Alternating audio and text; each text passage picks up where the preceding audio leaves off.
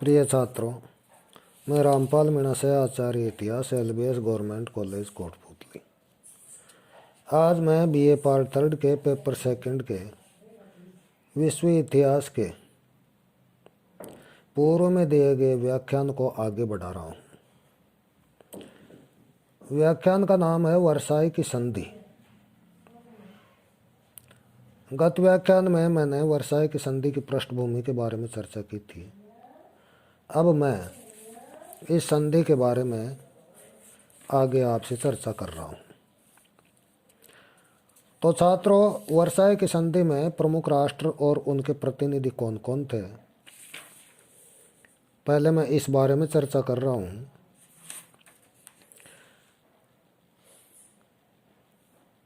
आपको यह ध्यान रहे कि 5 प्रमुख राष्ट्रों ने युद्ध के दौरान प्रमुख भूमिका निभाई थी। अमेरिका, ब्रिटिश साम्राज्य, फ्रांस, इटली और जापान। इन 5 प्रमुख राष्ट्रों के प्रतिनिधियों के व्यक्तित्व का इस सम्मेलन पर गहरा और व्यापक प्रभाव पड़ा। इन राष्ट्रों के अलावा अनेक ऐसे विश्व विख्यात राष्ट्रीय नेता भी आए थे जिन्होंने किसी न किसी रूप से महत्वपूर्ण योगदान दिया था, जैसे कि जनरल स्मट्स दक्षिण अफ्रीका से, रॉबर्ट बोर्डन कनाडा से, वेलिंगटन चीन से और विख्यात संगीतकार पोदेरेवस्की पोलैंड से। यह वास्तव में एक विशाल शांति सम्मेलन था। हर प्रतिनिधिमंडल अपने साथ तकनीकी सलाहकारों का दल लेकर आया था। अमेरिका और ब्रिटेन लगभग 200 ऐसे सलाहकारों को लेकर आए थे। प्रमुख 10 की परिषद 2 आयोगों में विभाजित कर दी गई। 5 की परिषद और 4 की परिषद। 5 की परिषद में 5 विदेश मंत्री और 4 की परिषद में राष्ट्रपति विल्सन, क्लेमेंसु, लॉयड जॉर्ज और ऑरलैंडो, जो इटली का प्रधानमंत्री, ये शामिल थे। जापान ने इसे सदस्यता का कोई लाभ न मिलने की स्थिति में छोड़ दिया। इस तरह से जापान सहित इस परिषद में 5 सदस्य थे। 1919 के अंत तक इसी तरह ऑरलैंडो ने भी सम्मेलन को छोड़ दिया। इसलिए अब प्रमुख 3 राष्ट्रों के प्रतिनिधियों ने ही मुख्य निर्णय लिए। इनके द्वारा संचालित गतिविधियों, इनके दृष्टिकोणों और स्वभाव की जानकारी हमें बड़े विस्तार से मालूम चलती है। सर हैरोल्ड निकलसन ने क्लेमेंसो के बारे में लिखा है कि वह थका हुआ लेकिन बदले की निगाह से इस सम्मेलन में भाग ले रहा था। क्लेमेंसो की शब्दावली सटीक और भाषा निर्णायक की होती थी। एक बार किसी भी मसले पर निर्णय लेने के बाद वह कोई समझौता नहीं करता था।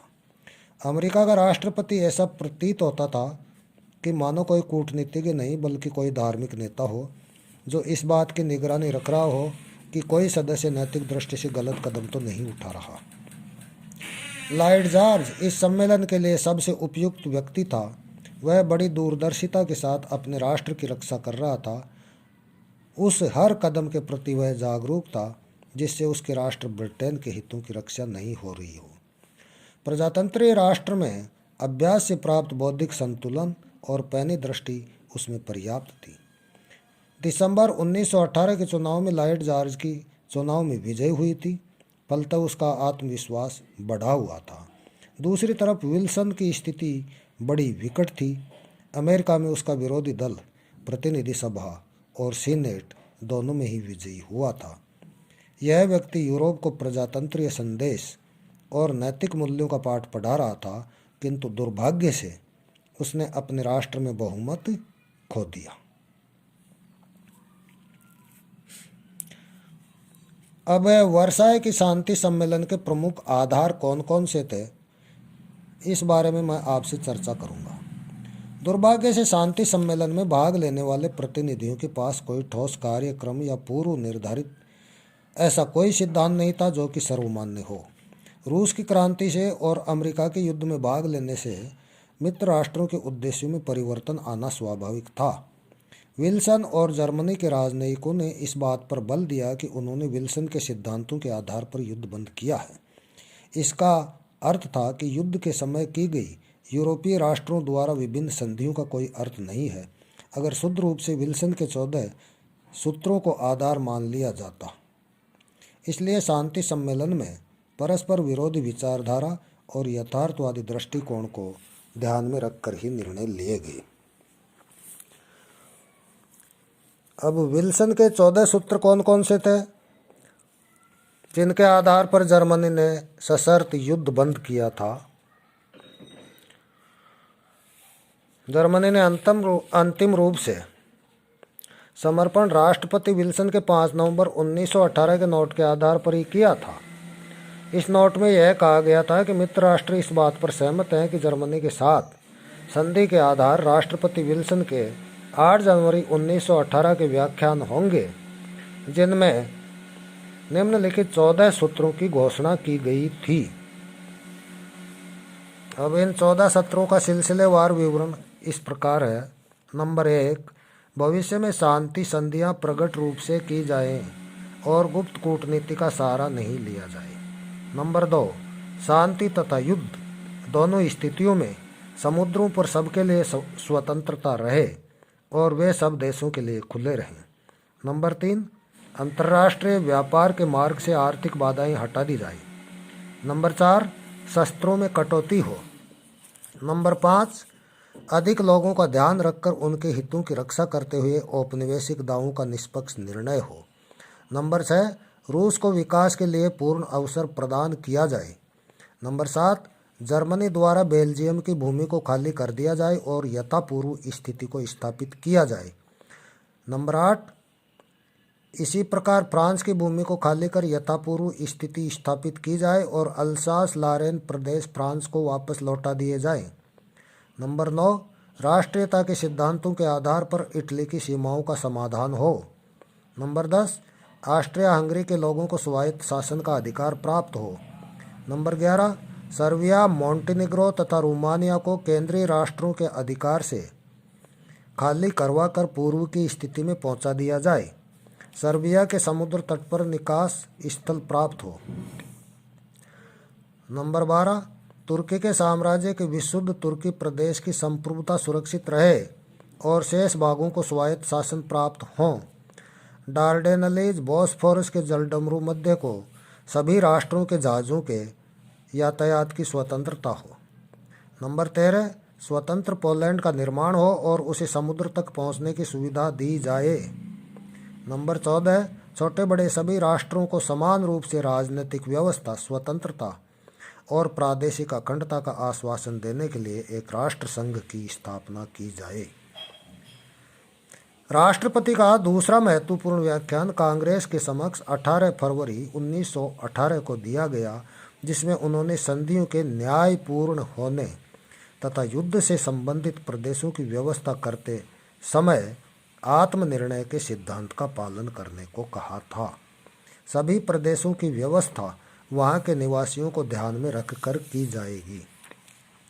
राष्ट्रपति का जर्मनी तथा अन्य राष्ट्रों के साथ होने वाली संधियों से संबंधित तीसरा महत्वपूर्ण व्याख्यान 27 दिसंबर 1918 को हुआ था, जिसमें उन्होंने कहा था कि संधियां निष्पक्ष होंगी तथा विजेताओं और पराजितों में किसी प्रकार का भेदभाव नहीं किया जाएगा। सभी राष्ट्रों के हितों को ध्यान में रखा जाएगा।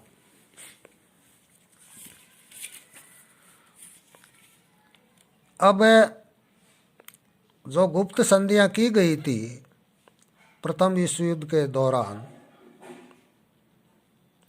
उसके बारे में भी मैं आपसे चर्चा करना चाहूँगा।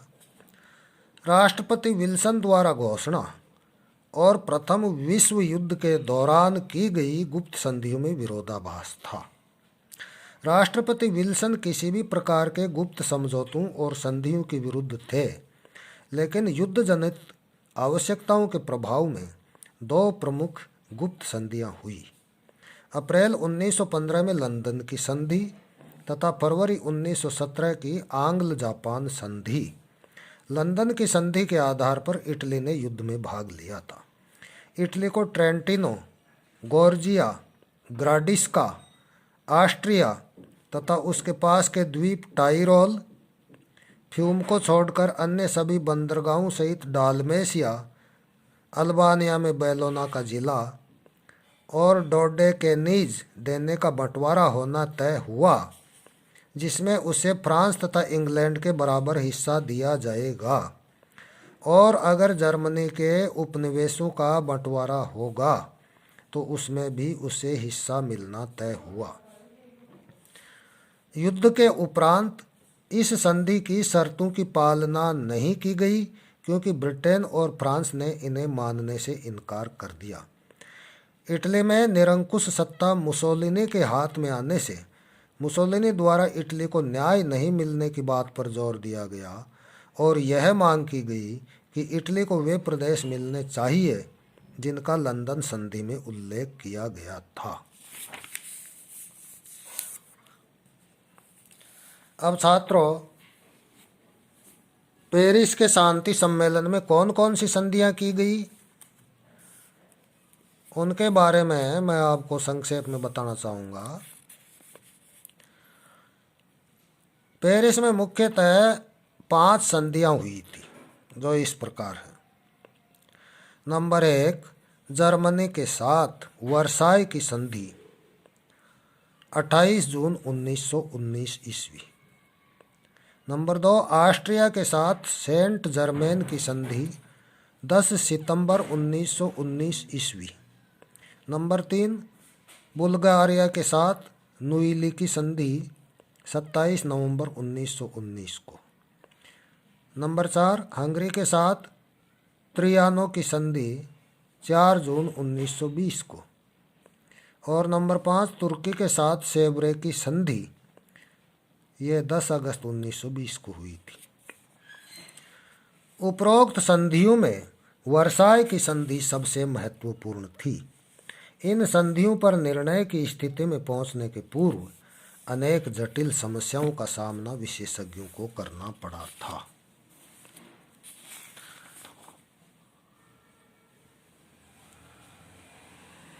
अब मैं आपसे इस बात पर चर्चा करना चाहूँगा कि वर्साई की संधि की पृष्ठभूमि में मित्र राष्ट्रों के क्या प्रयोजन थे। देखिए, धुरी राष्ट्रों में जर्मनी सबसे ज़्यादा शक्तिशाली और महत्वपूर्ण था।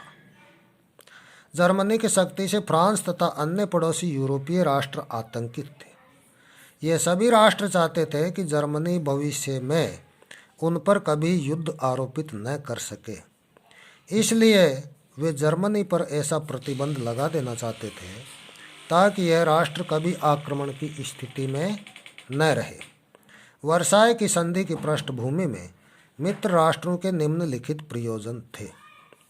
नंबर 1, संसार के सभी राजनीतिज्ञ इस निर्णय पर पहुंच चुके थे कि विश्व में शांति बनाए रखने के लिए एक अंतर्राष्ट्रीय संगठन की आवश्यकता है।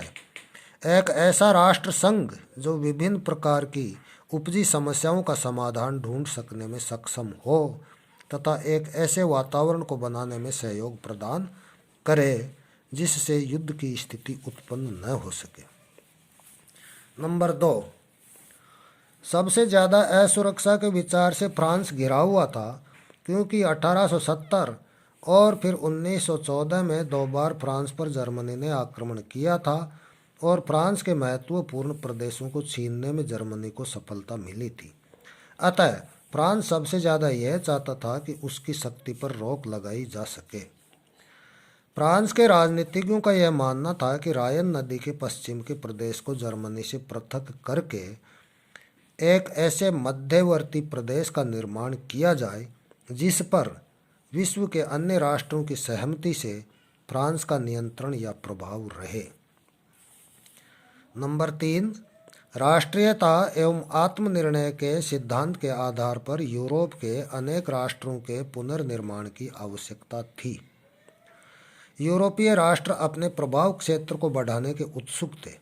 1914 तक पोलैंड का क्षेत्र जर्मनी, ऑस्ट्रिया और रूस, इन तीनों देशों में बंटा हुआ था।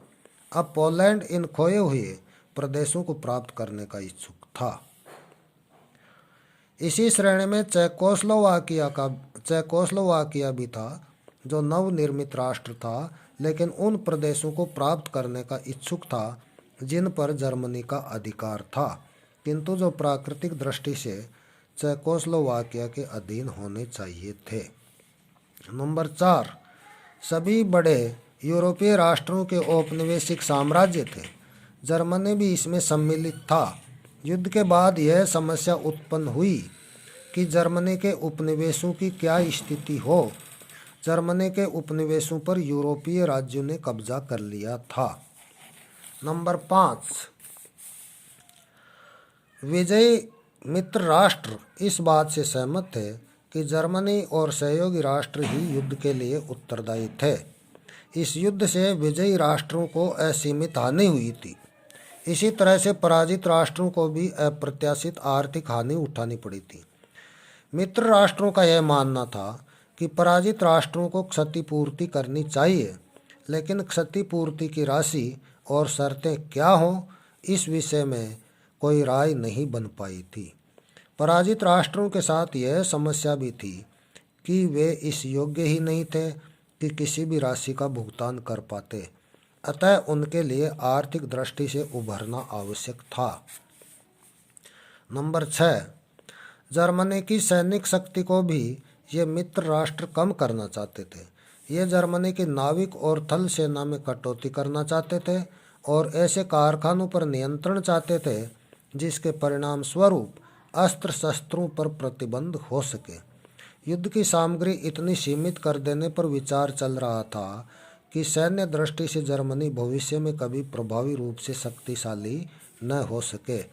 इसी तरह से जर्मनी को व्यापारिक दृष्टि से भी कमज़ोर बना देना मित्र राष्ट्रों का ध्येय था।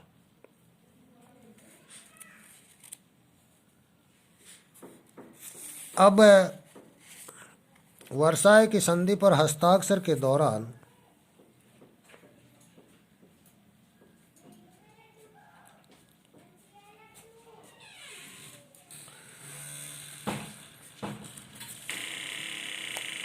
क्या गतिविधियां उत्पन्न हुई, उनका मैं आपको संक्षेप में हाल प्रस्तुत कर रहा हूँ। जर्मनी का प्रतिनिधिमंडल इस विश्वास के साथ इस सम्मेलन में सम्मिलित हुआ था कि उनके राष्ट्र के साथ न्याय होगा और अमेरिका के राष्ट्रपति द्वारा प्रतिपादित 14 सूत्रों की बुनियाद पर उसके साथ विचार विमर्श कर ही अंततः निर्णय लिया जाएगा। लेकिन हुआ उसके विपरीत। जर्मनी, जैसा कि हमने पूर्व में देखा था, युद्ध के बाद की नाजुक स्थिति का सामना सही ढंग से नहीं कर पाया। जर्मनी के सैन्य और राजनीतिक अधिकारियों ने कई भूलें की। फिर इंग्लैंड और फ्रांस अपनी राजनीतिक परिस्थितियों और समाचार पत्रों के रवैये के फलस्वरूप जर्मनी के साथ सख्त रवैया अपनाने के पक्षधर थे। इंग्लैंड में जॉर्ज लॉयड के प्रतिद्वंद्वी समाचार पत्रों के मुख्य पृष्ठों पर घोर जर्मन विरोधी पंक्तियां छाप रहे थे। सम्मेलन के प्रमुख सदस्यों के समक्ष सबसे बड़ी विचित्र स्थिति उत्पन्न हो गई थी। 6 मई 1919 ईस्वी को लगभग 4 महीने की अवधि के बाद अंतिम रूप से संधि का मसविदा बनकर तैयार हुआ। यह संधि पत्र 15 भागों में विभाजित था, जिसमें 439 धाराएं थी। इसमें एक महत्वपूर्ण प्रस्ताव राष्ट्र संघ की स्थापना को लेकर था। 7 मई 1919 को यह संधि पत्र जर्मन प्रतिनिधियों को सौंप दिया गया। जर्मन प्रतिनिधियों से 3 सप्ताह में निर्णय लेने के लिए कहा गया। उन्हें लिखित में अपनी राय प्रकट करने के लिए कहा गया। अगर वे ऐसा नहीं करते हैं तो उनके विरुद्ध युद्ध की कार्यवाही करने की चेतावनी दी गई। जर्मन प्रतिनिधियों ने इस पर तीखी प्रतिक्रिया व्यक्त की। जर्मनी के प्रधानमंत्री ने कहा कि कोई भी व्यक्ति ऐसे मसविदे पर हस्ताक्षर करने को तैयार नहीं होगा। युद्ध का संपूर्ण उत्तरदायित्व जर्मनी पर आरोपित कर दिया गया था। प्रधानमंत्री सीडमैन ने संधि को अस्वीकार करते हुए त्यागपत्र दे दिया। नवगठित सरकार ने अंततः उन कठोर शर्तों पर हस्ताक्षर कर दिए। यह हस्ताक्षर 28 जून 1919 ईस्वी को किए गए। जर्मनी के प्रतिनिधिमंडल के सदस्यों के साथ अच्छा व्यवहार नहीं किया गया, उन्हें अपमानित होना पड़ा। जर्मनी की तरफ से विदेश मंत्री मूलर ने हस्ताक्षर किए।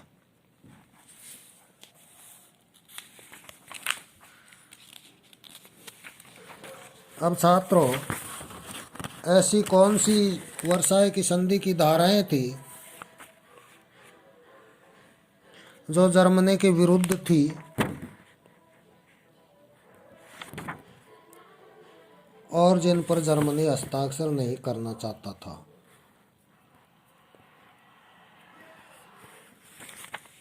और जिनके परिणाम स्वरूप जर्मनी ने प्रतिशोध लेने के लिए दूसरे विश्व युद्ध का प्रारंभ किया। इसके बारे में मैं आपसे अगले व्याख्यान में चर्चा करूंगा। धन्यवाद छात्रों।